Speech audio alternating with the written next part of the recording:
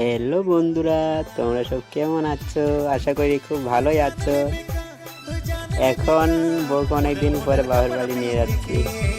দেখো কত খুশি বাবা, দেখো তো কত সেজে গুজে আসছে।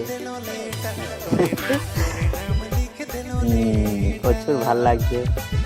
আমিও একটু বেড়াতে পারছি, অনেকদিন অনেকদিন পরে যাচ্ছি। কি বলবো, ভালো ভালো জায়গা ঘোরার জন্য, পারফেক্ট জায়গা আছে, ভালো লাগে। পুরো ফাঁকা জায়গা, আকাশটা মেঘমেঘ করে রেখেছে।